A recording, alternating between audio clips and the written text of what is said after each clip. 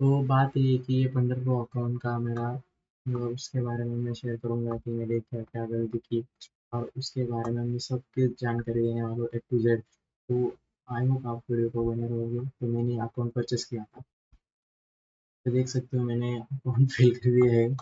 और account fill करने से बहुत मेरे को साढ़े 8,000 का अकाउंट था। तो इसकी उसका मैंने रिव्यू नहीं किया, मतलब छोड़ दिया था क्योंकि अकाउंट का लॉस होने के बाद मैंने सब कुछ देखना बंद कर दिया था।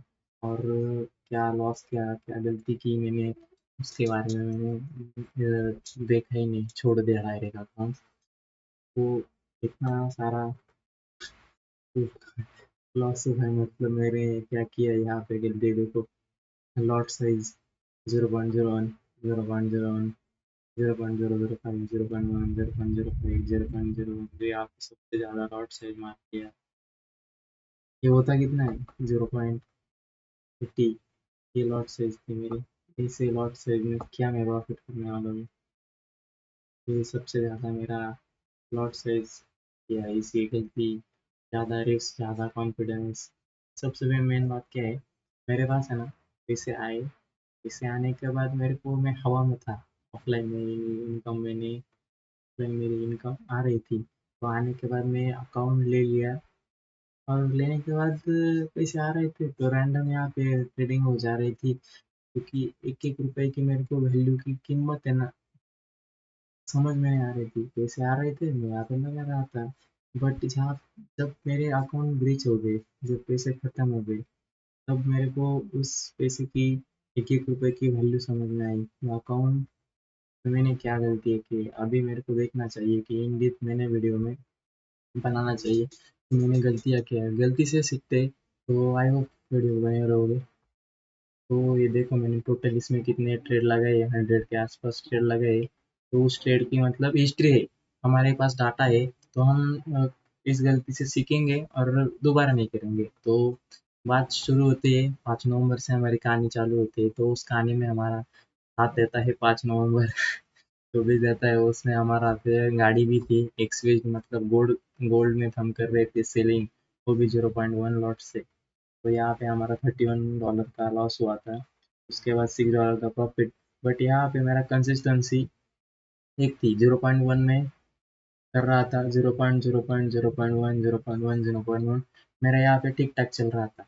और गलती कहाँ पे हुई, मैंने यहाँ से 0.1 के बाद मेरा लॉस प्रॉफिट हुआ। प्रॉफिट होने के बाद मैंने क्या गलती की, यहाँ पर देख सकते हो 7 नवंबर, तो मैंने लॉट साइज कम कर दी। ये मेरी गलती थी। हाँ, 7 या 8 तारीख थी, 8 नवंबर, फिर से मैंने लॉट साइज बढ़ाई। फिर से लॉट साइज बढ़ा दिया, यहाँ पर देख सकते हो 8 नवंबर, 8 नवंबर। यहाँ पे फिर से 0.5 को, फिर उसके बाद फिर से मैंने लॉट साइज कम कर दी। फिर से यहाँ पे मैंने लॉट साइज, ये देखो 0.1, मतलब क्या कर रहा हूँ मैं। यहाँ पे मेरा 0.1 होता तो यहाँ पे मेरे $500 होते ना, $550 मेरे तैयार होते और अकाउंट क्लियर हो जाता। मेरी गलती सेम है कि मैं कंसिस्टेंट थी, एक लॉट साइज पे टिका नहीं हूँ। टिका हूँ तो मेरे डायरेक्ट यहाँ पे देखो, यहाँ पे 0.1 था, तो यहाँ पे मैंने क्यों 0.01 लिया। पर पेयर था US30, मतलब यहाँ पे मैंने 550 पिप कैच किए थे। और सेम यहाँ पे ये गलती थी, बट कोई नहीं, US30 में मैं लॉट साइज कम ही होना चाहिए था। बट होते तो अकाउंट पे भी क्लियर हो जाता। बट मल्टीपल प्लेयर पेयर में मैं ट्रेडिंग करने लगा, ये भी था। कंसिस्टेंट है 0.1, 0.1 US30, ये देखो उसकी वजह से एक ही पेयर करने का एक अकाउंट में। और ये करना है ना, तो उस पेयर के लिए अलग अकाउंट लेने का, एक पेयर के लिए एक ही अकाउंट लेने का, उसके बारे में ज़्यादा सोचने का नहीं। वन पेयर को, एक पेयर को एक ही अकाउंट में करने का, ट्रेड करने का।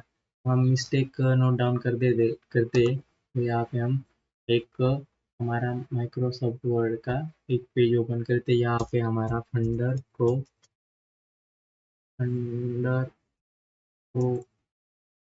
प्रो अकाउंट मिस्टेक डालते, मिस्टेक, हाँ मिस्टेक डालते हैं हमने ब्लो करने का।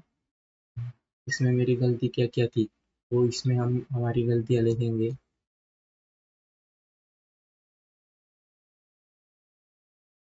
तो इसमें मैंने गलती क्या की थी, यहाँ पे मेरा लॉट साइज कंसिस्टेंट कंसिस्टेंसी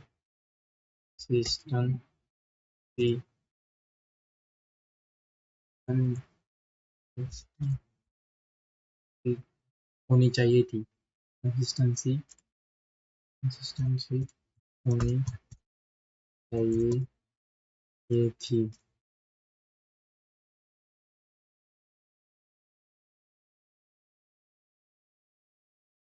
हाँ, फर्स्ट था।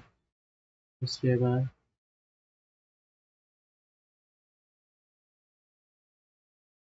बाद हमारा लॉजिक, दूसरा लॉजिक हमारा क्या था कि हमने गलती क्या क्या करती थी, तो लगातार मेरे लॉसेस हो रहे थे, लगातार मेरे लॉसेस हो रहे थे, तब मेरे को रुकना चाहिए था। यार पर देखो, कोई बात नहीं, $30 का लॉस है, कोई बात नहीं था, $18 का, $20 का, $30 का, ये रिस्क एकदम एकदम परफेक्ट है। यहाँ पे मेरी गलती ये हो रही थी कि मैं गलत सेटअप पे काम कर रहा था। मैं बताता हूँ, मैं छोटे टाइम फ्रेम में काम कर रहा था, क्योंकि मेरे को पता है मैंने अकाउंट, यहाँ पे मैंने थर्ड वीक था या फोर्थ वीक था, तो यहाँ पे नवंबर में 25 तारीख के, मतलब हमारा रूल है कि सेकंड वीक में हमारी ज़्यादा क्वांटिटी होल्ड करनी, मतलब होनी चाहिए, ऐड होनी चाहिए, रिस्क ज़्यादा होना चाहिए।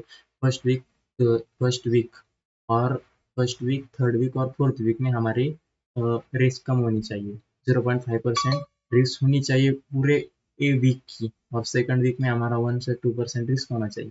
तो यहाँ पे ये मैंने रूल ब्रेक किया था, और हायर टाइम फ्रेम को मैंने क्या करना चाहिए था कि हायर टाइम फ्रेम को मैंने प्रायोरिटी ज़्यादा देनी चाहिए थी, क्योंकि हायर टाइम फ्रेम में कन्फर्मेशन होता है, और कन्फर्मेशन के साथ जाते हैं तो प्रॉफिट प्रोबेबिलिटी हाई होती है कि ट्रेड में ज़्यादा विनिंग रेट ज़्यादा हो सकता है। तो मैंने यहाँ पे वो गलती की थी। तो सेकेंड फोर्थ वीक में रैंडम ट्रेड के लेता गया, इस वजह से मेरे लॉस हुए थे।